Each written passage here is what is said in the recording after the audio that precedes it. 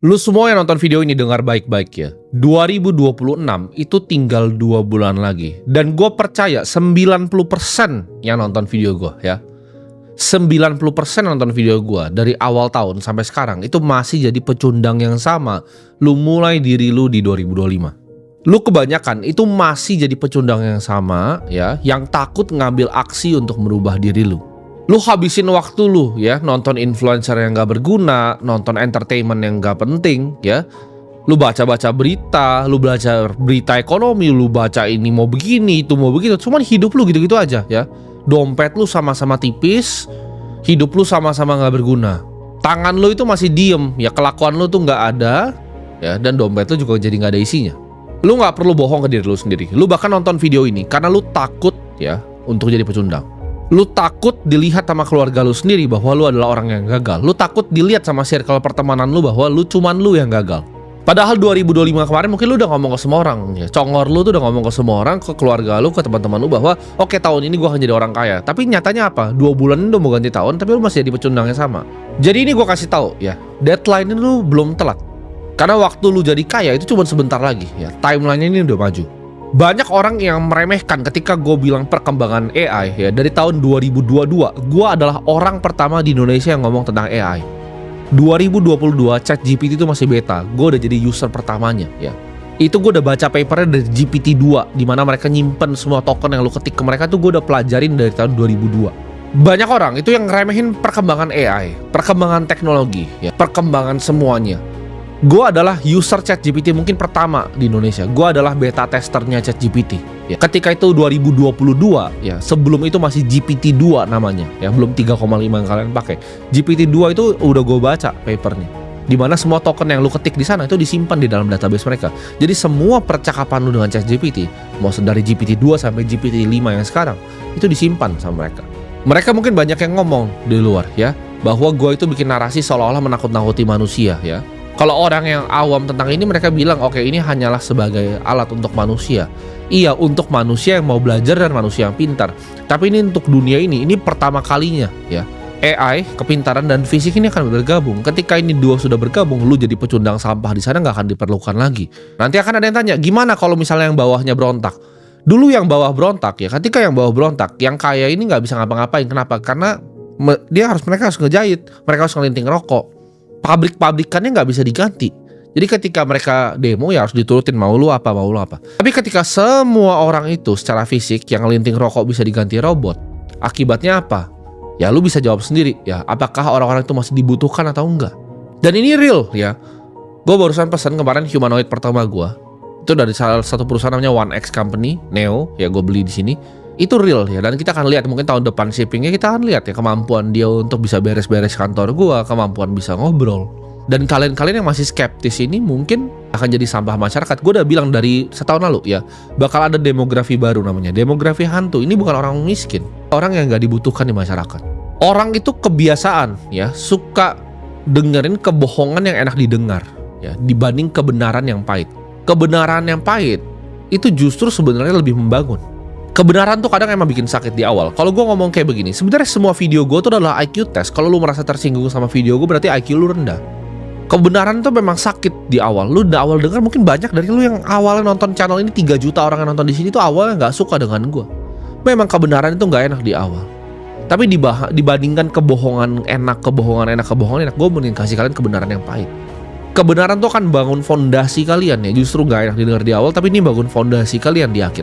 Sedangkan ya, kebohongan yang enak didengar itu justru enaknya di depan dan hancurnya nanti justru di belakang. Kebenaran itu membakar semangat ya. Sedangkan kebohongan tuh bagaikan racun yang masuk dalam badan.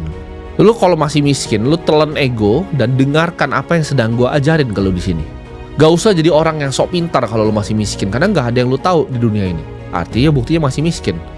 Bukti intelektual sejati itu ketika dia bisa dapatkan apa yang dia mau di hidup ini ya.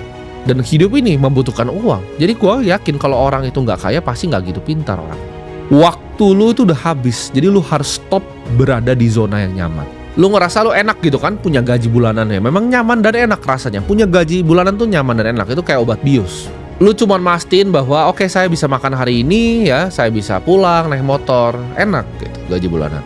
Lu akan lari di tempat terus ya kalau mindset lu cuma pikir gaji demi gaji ya. Lu harus mikir gimana caranya setelah lu udah pulang nih, lu kerja 9 jam, apalagi yang lu harus kerjain untuk dapat income tambahan. Kita ngomongnya income bukan cuma gaji di sini.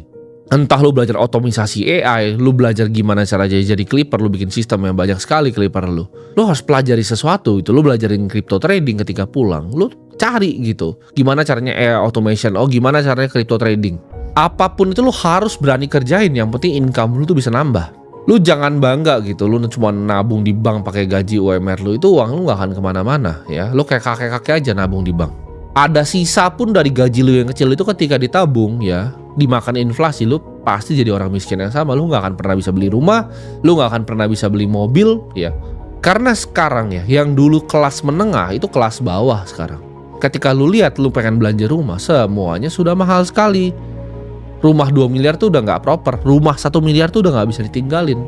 Lu harus tingkatin income, lu besarin jumlah uang yang bisa disimpan, dan lu investasikan di aset-aset yang langka dan diinginkan banyak sama manusia, aset-aset masa depan. Lu jangan nabung di bank, lu belinya Bitcoin, lu belinya indeks Nasdaq, lu belinya Chinese Tech. Lu pelajarin aset-aset langka yang diinginkan sama banyak orang tuh apa. Lu jangan stuck di rasa aman, karena di dunia ini gak ada yang aman. Ya lu rasa aman dengan gaji lu, besok lu dipecat sama bos lu, apa yang aman? Lu rasa uang lu aman di bank, dimakan inflasi besok. Lu jangan ngerasa lu udah kerja keras ya, cuman kerja dari jam 9 pagi sampai jam 5 ya. Habis itu lu nyalain YouTube, lu nonton influencer sampah lagi. Lu kalau mau dengerin video gua pun, lu dengerin di jalan pulang gitu. Ketika lu kerja, lu jalan pulang, lu di KRL dempet-dempetan, lu dengerin video gua. Lu di mobil lu yang LCGC itu, lu dengerin video gua ya. Ketika lu sampai ke rumah, lu udah gak nonton video gua. Yang lu lakukan apa? Aksi. Oke, ini gimana nih ya, udah sampai rumah nih, income-nya nambah lewat mana? Gua belajar apa nih ya? Gimana caranya gua ngerti AI? Gimana caranya gua ngerti trading crypto buat dapat income tambahan? Mulai pelajarin gitu. Jangan cuma lu nonton-nonton begini di malam hari, lu angan-angan lu tidur besok kerja di kerjaan sampah lu lagi. Gue percaya ya, kalau uang ini, lu anggap uang lu, uang gua, semua konglomerat di dunia itu uangnya dijadiin satu ember gede gitu ya. Ayo dihitung jumlah manusianya ini, 8 miliar ya kan, sekian. Dibagi duitnya ya kan, dibagi rata. Itu dalam waktu 1 tahun, udah balik lagi uangnya ke gue punya triliunan lagi, lu miskin lagi. Lu tahu kenapa? Karena uang tuh cuma datang ke mereka yang layak, uang tuh datang ke mereka yang pintar ya. Uang tuh datang ke mereka yang tahu cara ngerti main gamenya. Ada yang mungkin denial gue ngomong ini, enggak apa sih gue tabung di deposito, enggak, lu goblok gitu. Makanya ada desa ya, yang waktu itu dapat mobil, lu lihat semuanya sekarang. Ketika mereka dapat uang banyak, mereka beli mobil, rame-rame itu miskin semua. Karena miskin itu mental. Jadi jangan ngerasa, oh lu saya nggak privilege, saya nggak ini, saya nggak punya kesempatan. Lu goblok. Udah, itu. Lu miskin sama dengan lu manusia goblok. Gak mungkin lu bisa pintar kalau lu miskin. Kemiskinan itu adalah penyakit kayak wabah. Satu desa dapat uang banyak, mereka beli mobil, ya kayak wabah, miskin lagi pasti. Desa itu memang ditakdirin yang udah miskin gitu orang-orangnya. Ya lu harus ambil aksi. Tadi gue bilang tadi, lu pulang income-nya gimana tambahin ya. Ketika lu diajak nongkrong teman-teman, lu pikir nih kalau nongkrong keluar duit berapa ratus ribu nih. Ini kalau gue investasikan masa depan future value-nya berapa. Lu harus pikir, apakah keputusan yang saya bikin hari ini 10 tahun lagi akan matters atau enggak? Itu frameworknya gitu. Ketika gue mau investasi, ketika gue mau lakukan suatu usaha, ketika gue mau lakukan suatu aksi, apakah video yang gue bikin ini saat ini gue bacot di depan kamera ini ya buat ngomong ke orang-orang gak berguna kayak lu itu, apakah akan berdampak nih 10 tahun? Kenapa? Karena misi gue pengen bebasin lu semua dari rantai finansial. Gue pengen bebasin lu semua dari sistem perbudakan finansial. Makanya video ini gue bikin gitu. Jadi gue tahu yang ngerjain juga cuma sedikit, paling cuma 10.000 orang yang ngerjain. 3 juta nih manusia nih semuanya pecundang, paling 10.000 yang jadi orang. Nah lu mau jadi salah satu dari 10.000 itu atau enggak? Karena sangat kompetitif sekali loh. Kalau lu harus tahu dunia ini sangat kompetitif. Untuk lu jadi 0,01, lu tau gak what it takes untuk jadi 0,01? Itu kayak lu datang ke stadium ya, isi 10.000 orang ya, ini berantem sampai mati gitu kan. Lu keluar jadi satu-satunya pemenang. Lu mau jadi orang kaya, lu harus jadi 0,01. Nah mampu gak lu dari 280 juta orang Indonesia itu 0,01? Lu gak usah jadi kayak gue tuh 0,00001 mungkin gitu kan. Gue mungkin 1 gitu. Dari Indonesia 270 juta tuh 1 dari 280 juta gitu. Disuruh satu negara luas ini berantem semua sampai mati, gue satu yang berhasil. Gue nggak minta lu jadi gitu, tapi lu bisa nggak di stadium 10.000 orang lu jadi berhasil? Karena jadi kaya itu adalah kompetisi nomor 1 dunia ini. Kenapa? Karena itu Waktu orang yang dibekukan. Uang tuh waktu orang yang dibekukan. Semua orang mau punya uang, semua orang mau punya kebebasan. Karena lu nggak bisa punya kebebasan kalau nggak punya uang. Fundamental dasarnya manusia itu kita nggak mau jadi budak, kita mau jadi orang yang bebas. Tapi kalian udah dikondisiin sama semuanya, sama media, ya, sama propaganda untuk jadi budak gitu. Ketika gue bilang sistem sekolah itu scam, kalian bilang enggak, sekolah itu enggak scam. Lu lihat Peter Thiel gitu, yang investasi di Palantir, yang bikin investasi di Facebook. Dia bilang apa? Kuliah tuh nggak berguna gitu. Tapi orang-orang yang kuliah di luar negeri, oh enggak, Peter kan goblok gitu. Lu kalau ikutin gua ya, gua ngajarin lu di warung Bitcoin aja, duit lu udah double. Nah, gua tanya udah double belum duit lu? Terus kalau lu masih mikir gitu, oh bahwa saya lebih pintar ya dari dia. Enggak, lu lebih bego pasti gitu. Lu udah gua ajarin nih, oke, lu nambahin kamu, lu sisa duitnya gimana? 50%, oke, lu beliin Bitcoin, 30% lu taruh mana? Lu beli kelas AI kayak kelas trading crypto, terserah lu beli 30%. 20% lu pakai buat apa? Lu pakai untuk dana cadangan lu. Itu lu baru taruh di bank. Ini udah gua ajarin nih, simple step. Lu mau jadi kaya 2 tahun di simple step nih. Income-nya tambahin, kayak gaji 10 juta. Income-nya tambahin. Karena gue liat sukses tuh seperti kata yang gampang banget dilempar sama orang-orang. Oh dia sukses, oh bos gue sukses. Oh dia kerja di konsultan di sini, dia sukses. Itu gembel bos konsultan lu, gue kasih tahu. Oh tapi dia keren, dia gajinya tinggi, gajinya 100 juta. Itu uang receh gitu. Oh dia naik mobil sedan warna putih. Gue tahu LC ada bisa naik pakai mobil itu. Bos lu bukan siapa-siapa. Jadi sukses itu kayak seolah-olah gampang banget dilempar gitu kata-katanya. Oh dia itu orang yang sukses. Dari mana dia orang yang sukses? Bos lu itu cuma di kantor kecilnya doang kelihatan sukses. Dia keluar dari gedung kantor lu ya, ke depan tukang warung aja kagak tahu dia itu siapa. Terus gimana caranya lu ngomong bos lu itu sukses? Role model lu harus lu benerin gitu. Siapa nih yang lu mau ikutin untuk lu beneran jadi orang? Bos lu ketika keluar dari kotak kecilnya itu ya, gedung kecilnya itu, dia keluar set gitu kan, dia makan aja, nobody gives a fuck, gak ada yang peduli sama dia.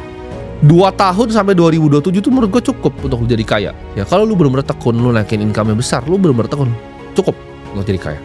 Gue pengen lu tulis, jadi gue pengen lu aksi nih sekarang nih buat lu di sini. Gue pengen lu buka notes, lu tulis, lu buka buku kayak persetan, lu buka apapun terserah. Lu tulis apa? Yang pertama, income lu mau naik berapa nih bulan ini nih? Gaji 10 juta, oke, gue mau cari side income. Misalnya gue mau belajar trading crypto, gue dapat tambahan 3 juta per bulan. Kecil-kecil dulu aja targetnya. Jadi oke, gue pengen income gue 13 juta nih nambah, atau income gue 20 juta deh. Gue pengen 10 juta dari kerja, 10 juta dari trading crypto ya. 20 juta nih ya. Income gue mau 20 juta. Oke, itu income. Investasinya nih, dari 20 juta itu tadi gue mau taruh mana? Oke, 10 juta gue mau taruh Bitcoin ya. Sisanya apa lagi nih? Gue mau taruh di mana lagi? Oke, 7 juta gue pengen investasi untuk gue leher ke atas. Gue tabung dulu untuk bulan depan gitu. 3 juta buat apa? Oke, taruh di bank untuk hidup. Gue pengen lu catat itu. Terus lu ada target asetnya. Lu hitung tuh, oh aset saya sekian, aset saya 30 juta. Bulan depan aset saya tuh udah 50 juta. Bulan depan aset saya tuh udah 70 juta. Bulan depan lu catat lagi, aset saya 100 juta. Lu kalau gak pernah catat kayak begitu, lu gak akan pernah jadi kaya. Gue dulu pas masih miskin, duit gue 10 miliar gitu, 20 miliar. Itu gue catat. Gue catat terus gitu, oh pertambahan aset. Kalau sekarang emang udah kagak bisa dicatat gitu. Karena kalau lu bahkan todong gue pakai pistol di sini, duit lu berapa? Gue gak bisa jawab gitu. Ada yang di Singapura, ada yang di sini. Gue harus hitung dulu, rekap semua. Gue tanya tim gue, ya kan. Gue tanya orang finance gue ini berapa gitu. Exactly-nya berapa pun gak tahu, karena kan fluktuasi ya. Gue ada berbagai macam aset, fluktuasi terus setiap hari. Kecuali lu udah begitu duitnya, baru lu boleh gak catat gitu. Orang lain, itu pun orang lain yang catat. Lu tinggal tanya, oke berapa nih hal ini. Lu harus belajar gitu untuk investasi gitu kan. Lu join komunitas, lu investasi di relasi, lu ketemu orang kanan kiri. Cari orang yang mau bertumbuh. Jangan lu jadi kecoa yang sama di tongkrongan sampah lu dengan 3-5 orang sampah itu. Lu nongkrong sama kecoa, terus lu jadi kecoa gitu. Lu jadi kecoa kelima gitu. Tapi lu 1, 2, 3 kecoa. Oh gak mungkin begini bro, begini. Terus ngomongin politik kayak dia paling ngerti, ya kan. Kayak dia seolah-olah dia punya lembaga survei politik begitu kan. Gak penting gitu, gak penting. Lu fokus di diri lu ya. Fokusin ngapain lu berantemin hal yang lu tuh gak ada gunanya gitu buat berantemin. Jadi daripada lu jadi kecoa kelima, lu stop gitu. Lu dengerin video-video bermanfaat. Karena lu lihat ke depan, harga rumah tuh mahal bos, harga mobil tuh nanti mahal ya. Lu gak bisa biayain istri lu. Dunia ini makin kompetitif, apalagi untuk lu laki-laki ya. Lu dilihat kayak sampah sama dunia kalau lu gak punya duit. Lu gimana caranya istri lu mau nganggep lu sebagai laki-laki? Ini buat suami-suami pecundang di sana kan, tugas laki-laki apa? Memproteksi dan provide. Kalau nggak ada yang namanya uang, Gimana caranya lu proteksi gitu. Kalau nggak ada uang, gimana caranya lu provide untuk anak-anak dan istri lu. Jadi untuk lu orang-orang ya, laki-laki nggak berguna, lu sadar gitu. Jangan lu cuma nyalahin dunia terus gitu. Seolah-olah kayak bos lu yang susah, ini kerjaan yang lu yang susah. Bukan dunia yang susah, dunia itu gampang, lu yang bego gitu. Lu telan egonya gitu. Ketika gua ngomong itu telan egonya. Itu kebenaran yang pahit. Kalau gue mau ngomong nih kebohongan yang indah, gampang gue ngomong ke lu gitu. Oh nggak apa-apa, dunia ini memang susah, yang penting lu bisa makan hari ini. Tapi nggak nyatanya, karena gue tahu lu setahun depan mati kalau lu begitu. Dengan inflasi ya, produktivitas kayak sekarang, jumlah uang yang dicetak kayak sekarang, lu mati. Ini gue ngomong begini karena gue peduli sama lu ya. Gue peduli, gue pengen lihat keluarga lu tuh bahagia. Gue pengen lihat lu bisa bahagiain orang tua lu bisa bahagiain istri lu, bisa bahagiain anak-anak lu. Jadi jangan jadi orang bebal, egonya terlalu tinggi gitu. Karena manusia itu jatuhnya karena pride, egonya terlalu tinggi.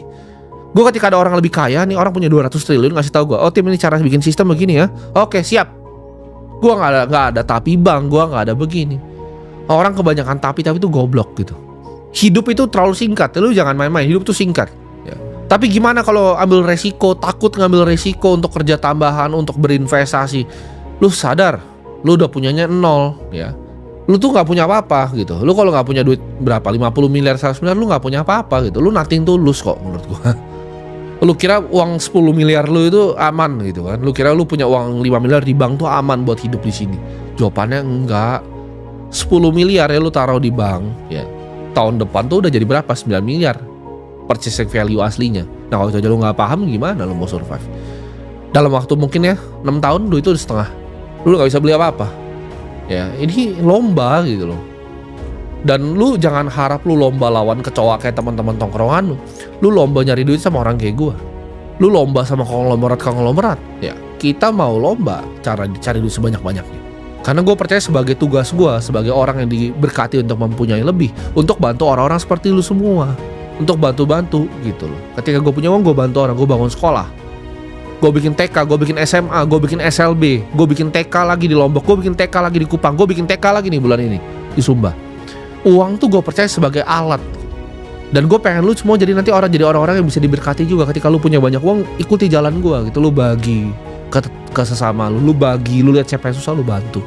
Karena tugas kita nanti, lu misalnya lu nonton gue, lu jadi orang-orang pintar. Tugasnya orang-orang yang punya otak dan kemampuan intelektual lebih adalah untuk bantu mereka yang di bawah. Jadi lu harus tahu gue begini bukan buat jelek-jelekin lu. Gue begini karena justru gue paling peduli sama lu. Gue lebih peduli sama lu dibanding orang tua lu sendiri. Orang tua lu liat lu jadi pecundang, dia diem aja. Ya. Malah dia ngenyek lu ketika lu mau coba sukses. Kalau gue enggak, gue percaya di sini ada at least ada 10.000 bajingan yang bisa jadi orang. Lu harus bisa bebas ya jadi manusia secara waktu. Karena dengan lu punya kebebasan waktu, lu punya kebebasan berpikir. Dengan lu punya kebebasan berpikir, lu bisa pikir, oh gimana caranya kita bantu umat manusia. Dengan itu kita bisa jadi spesies yang lebih sempurna, teman-teman. Lu kalau cuma dapetin uang ya, lu cuma kerja, masuk KRL 9 ke 5, lu pulang, nabung nggak bisa. Lu kayak tikus gitu. Manusia itu dilahirin untuk menciptakan sesuatu ya. Mungkin banyak yang nanya gue, oke Timothy, kalau uang lu sudah banyak sekali, sudah triliun, emang lu bisa habisin? Jawabannya enggak ya. Gue ngabisin sendiri juga sampai mampus juga nggak bisa. Gue tuh beli mobil udah 30 miliar, 15 miliar gue beli. Itu udah nggak habis gitu uang gue untuk diri gue sendiri ya. Gue udah beli macam-macam, belum mau ngomong lukisan juga gue beli, udah macam-macam yang gue beli gitu. Tapi fungsinya bukan itu ya. Uang pada fundamentalnya ketika lu udah punya banyak sekali, lu akan cari yang namanya creation. Karena manusia itu yang penting dia berkreasi akhirnya. Kenapa Elon Musk tuh akhirnya bikin impossible venture, kayak mau bikin roket ke luar. Jeff Bezos juga mau bikin yang sama. Manusia itu mau menciptakan sesuatu ya. Kita adalah pencipta sebenarnya. Seorang manusia kalau kita nggak mencipta di hidup kita nggak punya meaning, kita nggak punya purpose di hidup kita, lu cepat mati, percayalah. Itu karena secara sel pun udah didesain seperti itu. Lu ketika lu percaya bahwa lu adalah pecundang ya, lu akan lu spiral, lu jadi depresi, lu jadi goblok, tambah depresi, tambah goblok. Sedangkan kalau lu punya purpose, oke, gue lahir di sini untuk apa? Gue lahir di sini, kenapa gue pengen punya uang banyak? Gue pengen bantu semua orang, gue pengen kalian semua bisa bebas finansial. Gue pengen jadi orang yang bisa terusin tongkat estafetnya nih. Nanti lu jadi Timothy selanjutnya. Karena udah banyak kan yang lu lihat. Jadi gue pengen jadi tongkat estafet itu. Nah ini gue kasih ke lu nih. Lu jalan, lu lari gitu. Gue pengen lihat seberapa jauh lu bisa lari. Jangan cuma mau mimpi kecil ya. Harus ada api di diri lu. Karena gue adalah orang yang bisa lihat api di dalam orang ya. Gue percaya itu awal pun kecil, tapi ada apinya. Mungkin pernah mau dimatiin orang tua lu, pernah mau dimatiin teman-teman lu, tapi apinya tuh ada ya di dalam jiwa lu. Ketika nonton konten seperti ini, lu ulang gitu, lu resapi ya. Jangan cuma lu nyinyir, jangan cuma lu ngerasa tersinggung, karena gue bilang ya, semua perkataan gue adalah tes IQ. Kalau lu merasa tersinggung dengan statement gue, berarti lu orang bodoh. Karena komitmen adalah proses untuk mengeliminasi alternatif. Jadi kalau ketika lu komitmen tuh jadi kayak lu eliminasi semuanya. Tongkrongan lu eliminasi semuanya. Gua untuk nyampe ke diri gue yang sekarang itu semua gue korbanin. Mau temen, mau pasangan, mau keluarga, semuanya gue korbanin. Kenapa? Karena gue tahu satu hal ya. Gue dilahirin di dunia ini untuk bikin sesuatu. Ketika gue punya uang yang banyak, gue bisa menginspirasi lebih banyak orang. Ketika gue punya uang yang banyak, gue bisa bikin manusia jadi spesies yang lebih baik. Mungkin kedepannya gue pengen bikin civilization gue sendiri gitu. Gue pengen bikin peradaban baru gue sendiri. Gue pengen kumpulin semua komunitasnya sekarang jadi satu. Itu kenapa simbol yang lu lihat ya di semua Instagram gue, di YouTube gue, itu banyak yang bingung itu simbol apa. Itu simbol matematika, teman-teman. Itu simbol matematika, itu namanya for all, untuk semua. Jadi gue pengen bikin peradaban baru yang untuk semua. Gue pengen menciptakan sesuatu yang akan berdiri lama setelah gue mati. Kenapa gue bikin ini Ronald Capital di sini sebagai permanent capital vehicle gue? Karena gue pengen punya sebuah fund, gue pengen punya sebuah dana abadi yang ketika gue mati ini masih bisa biayain semua mimpi-mimpi gue, ya, semua riset-riset yang gue mimpikan, semua yang gue mau bangun itu bisa didanai oleh satu dana abadi ini. Makanya gue bikin gitu, gue bikin institusinya, gue bikin juga tempat belajarnya, gue bikin akademinya, gue bikin dana abadinya, gue bikin foundationnya. Ini semua fondasi, karena gue percaya ya, rumah yang dibangun di atas pasir itu gampang runtuh, tapi sedangkan rumah yang dibangun dengan fondasi yang kokoh, mau ada badai segala pun tuh gak akan kenapa-napa. Yang gue lagi set itu adalah fondasi-fondasinya. Dan gue akan lagi nyari apa? Penerusnya. Siapa yang bisa nerusin visi gue ini? Siapa yang bisa nerusin mimpi-mimpi gue? Supaya nanti suatu saat peradaban baru yang gue pengen itu bisa jadi kenyataan. Jadi semua yang gue ciptakan sini gue punya agenda. Gue pengen kalian bisa bebas finansial, kenapa? Gue pengen kalian ikut di dalam peradaban baru gue. Jadi lu jangan nunggu lagi, lu udah tahu harus ngapain tadi ya. Lu udah tahu persis lu harus ngapain, waktu lu tinggal 2 tahun lagi. Ya, dan gak lama. Jadi sampai jumpa di puncak gunung.